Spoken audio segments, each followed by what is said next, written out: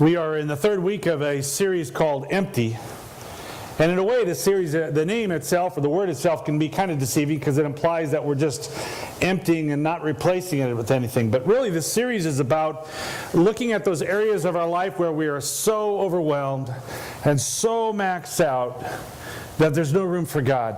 And so by emptying ourselves, this kind of ties in preparation to Easter. By emptying those areas of our life, we're able to focus in on God and replace it and kind of reconnect in the way that God designed it to be.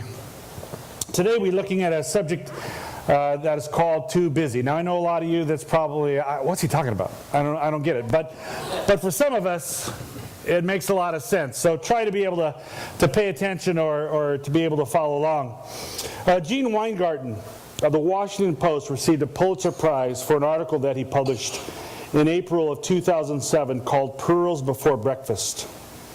It was an article based on a Washington Post experiment that was trying to look at how context and perception and priorities can influence the way that people view what's going on around them. And by taking a boring, inconvenient setting, could beauty transcend that? And so what they did was they took an internationally acclaimed violinist, Joshua Bell, and they placed him in the metro station and had him play for 45 minutes the most beautiful music, classical music. In fact, just 3 days before, he played in the Boston Symphony to a sold-out crowd that paid the cheapest ticket, being $100. And here he was. They placed him in the metro station. They asked, as they were doing this, the music director for the National Symphony Orchestra what he thought would happen. And he said, well, you know, if 1,000 people should see him in 45 minutes, I'm guessing 30 to 40 people would recognize him. Probably 75 to 100 would actually stop and listen. And he'd probably make about $150 in tips. But that's not what happened. Take a look.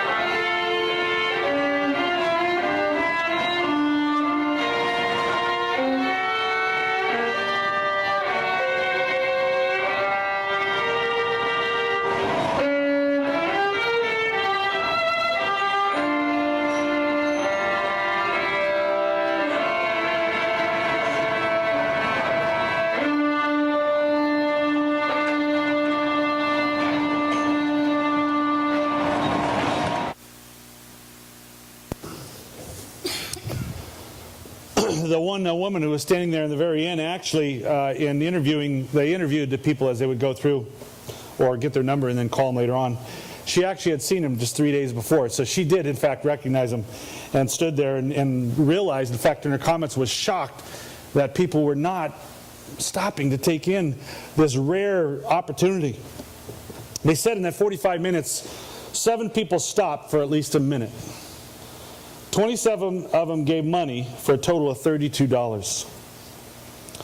So that left 1,070 people who hurried by oblivious to what was going on. And so they asked, what happened? Did people not like classical music, or was it something else? And when they surveyed people, they found out that most of them didn't even know he was there. They were just oblivious to what was going on around him. One of the interesting things that everyone that had a child, the child turned and tried to stop and listen, and the parent would cut or pull him in front of him to keep him moving. We live in a society that loves to stay busy every available minute. In fact, like I remember my son, if it was silent, he couldn't stand silence. There had to be something on. There had to be noise. There had to be activity going on. The deafening feeling of silence almost would scare people. We live with an attitude of admiration for people who give 110%. We think that's a badge of honor that someone will wear.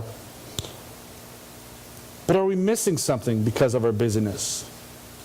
Maybe not a international violinist playing in the subway, but certainly as Christians, are we missing moments where God is there in the beauty of that moment, doing something special like the scenery all around us as we drove in here today?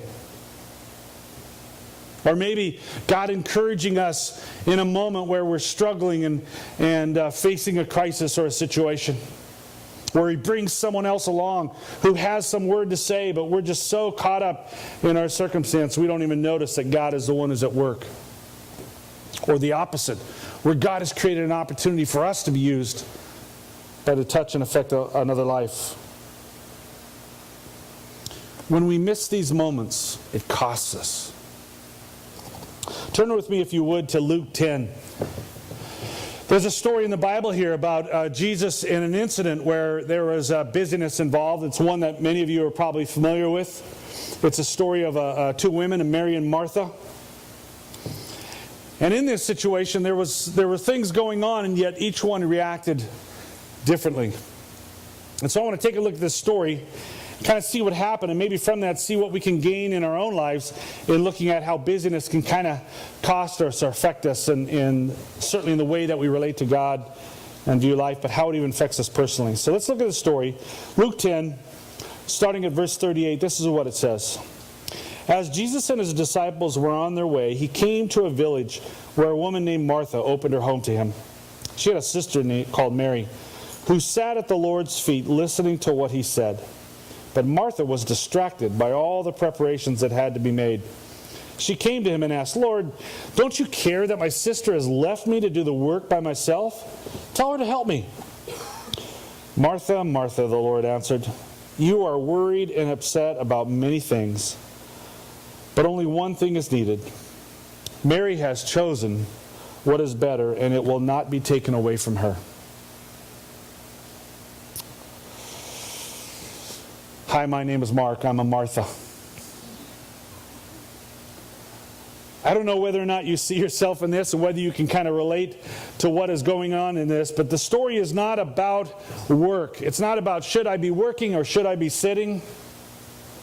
It's not about even the task that was being done. Certainly Martha wasn't doing anything inappropriate, because certainly the tradition, if you invited somebody home, as it is in most places today, if you invite someone to your home, you feel a responsibility to take care of them, to provide a meal for them, to kind of host them and entertain them. So what Martha was doing was certainly appropriate and even expected.